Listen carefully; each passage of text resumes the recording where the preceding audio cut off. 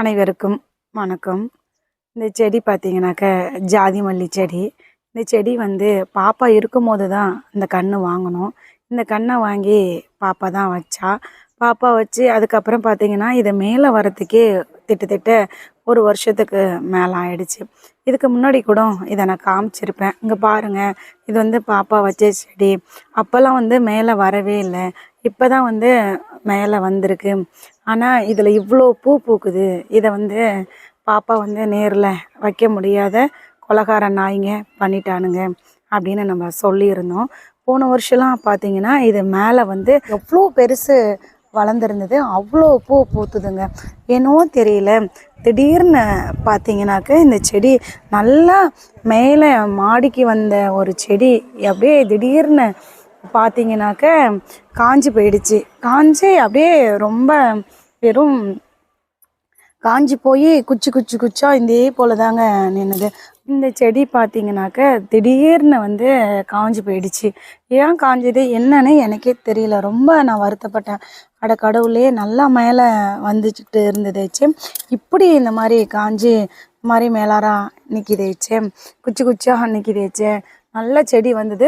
அப்படியே பார்த்தீங்கன்னா ஒரு முழம் அளவுக்கு கூட பூ இருக்கும். அவ்வளோ பூ பூத்து குலுங்கிட்டு இருந்த ஒரு செடி இந்த மாதிரி ஆயிடுச்சே, என்ன காரணம்னே தெரியலையே அப்படின்னு ரொம்ப வருத்தமாகவும் இருந்ததுங்க. ஆனால் பார்த்தீங்கன்னா அந்த செடி இனிமேல் அவ்வளோதான்.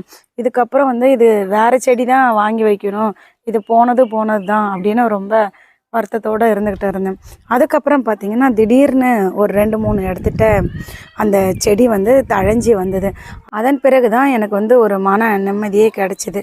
பரவாயில்ல, இந்த செடி வந்து திரும்பவும் தழைஞ்சி வருது அப்படின்னு ரொம்ப சந்தோஷமாகவும் இருந்துச்சுங்க.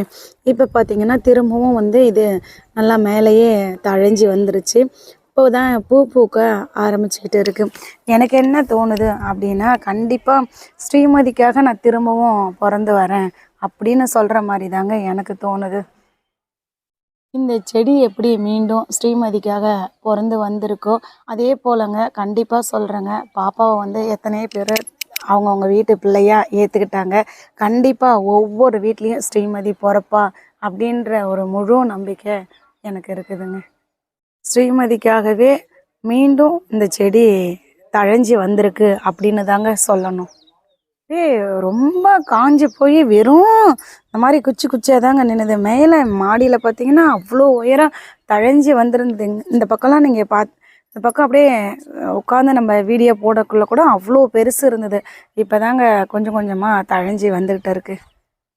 இது வந்து எங்கள் வீட்டு எலுமிச்சை மரங்க.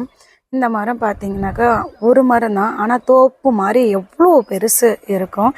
எங்கள் ஊரில் இருக்கிறவங்க கூட நிறைய பேர் சொல்லியிருக்காங்க, ஒரு மரம் தான் ஆனால் இவ்வளோ பெருசு இருக்குதே அப்படின்னு சொல்லுவாங்க. நிறைய காய் காய்க்கும். அதுவும் காய் வந்து பார்த்திங்கன்னா எந்த நாளிலையுமே இருந்துக்கிட்டே தான் இருக்கும். அதாவது மாடிக்கு மேலே தான் வளர்ந்துருந்தது. மாடியில் நின்றுக்கிட்டே பறிக்கலாம். அப்படி தான் அந்த எலுமிச்சை மரம் நல்லா பெருசாக இருந்ததுங்க. பெரிய தோப்பு மாதிரி இருந்தது. இந்த மரம் பார்த்திங்கன்னா அவ்வளோ பெரிய தோப்பாக இருந்துக்கிட்டு இருந்த இந்த மரம் திடீர்னு பார்த்திங்கன்னா எதிர்பாராத விதமாக ஏன் காஞ்சிது, எப்படி காஞ்சிதுன்னே தெரியாதுங்க. 3 கிளை பார்த்திங்கன்னா திடீர்னு காஞ்சி போயிடுச்சு. காஞ்சி அப்படியே முள்ளாக நின்றுக்கிட்டு இருந்தது. அதன் பிறகு பார்த்திங்கன்னா அந்த 3 கிளையும் வெட்டி விட்டோம். இது குறுக்காதோ, இதுதான் நல்லா காஞ்சி போயிடுச்சு, குறுக்காதோ அப்படின்னு பயத்தோடே இருந்துக்கிட்டு இருந்தேன். ஆனாலும் பார்த்திங்கன்னா நல்லா குறுத்துக்குச்சு. இது அத்தனையும் நம்ம பாப்பாவோட சக்தி தான் இதெல்லாம் செய்யுது அப்படின்னு தாங்க எனக்கு தோணுது. அதாவது அந்த ஜாதி மல்லி செடியுங்க கண்டிப்பாக வந்து இது குறுக்காது. இவ்வளோ காஞ்சி போயிடுச்சு, மெலாராட்டம் நிற்கிதே, காஞ்சி போயிடுச்சு, குறுக்காதுன்னு நினச்சிட்டு இருந்தேன். அதுவும் கண்டிப்பாக நான் ஸ்ரீமதிக்காக மீண்டும் பிறப்பேன் அப்படின்ற மாதிரி தான் என் மனசுக்கு தோணுச்சு. குறுத்துக்குச்சு, நல்லா தழைஞ்சி வந்துருச்சு. இந்த எலுமிச்சை மரத்தையும் அப்படி தான் நினச்சேங்க. நல்லா தோப்பாட்டம் இந்த மரம் திடீர்னு பார்த்தீங்கன்னா இந்த 3 கிளையும் காஞ்சி போயிடுச்சு. இனிமேல் வந்து இது குறுக்காது அப்படின்னு சொல்லி ரொம்ப மன வருத்தத்தோடு தான் அந்த கிளையெல்லாம் வெட்டணும். அதன் பிறகு பார்த்திங்கன்னா அவ்வளோ அழகாக சூப்பராக குறுத்துக்குச்சு. இது அத்தனையும் பாப்பாவோட அந்த செயல் தாங்க. கண்டிப்பாக சொல்கிறேங்க. பாப்பாவை எவன் என்ன பண்ணனானோ அவனுங்களுக்கு கண்டிப்பாக ஸ்ரீமதி தக்க தண்டனை கொடுப்பா. அவனுங்களை யாரையும் சும்மா விட மாட்டா.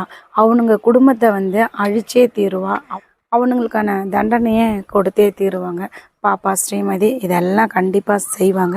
தொடர்ந்து பயணிச்சுட்டே இருப்போம். Justice for Srimathi. இந்த மரங்கள்லாம் எப்படி காஞ்சி போனாலும் திரும்ப தழைஞ்சி வருதோ, திரும்ப ஸ்ரீமதிக்காக நான் பிறந்து வருவேன் அப்படின்னு சொல்லி பிறந்து வருதோ, அதே போல் பாப்பா ஸ்ரீமதி எத்தனையோ பேர் அவளுக்காக கண்ணீர் விடுறாங்க. ஜஸ்டிஸ் ஃபார் ஸ்ரீமதி இன்னமும் தொடர்ந்து சொல்லிக்கிட்டே இருக்கிறாங்க. கண்டிப்பாக எல்லார் வீட்லேயும் பாப்பா ஸ்ரீமதி பிறந்து வருவாங்க.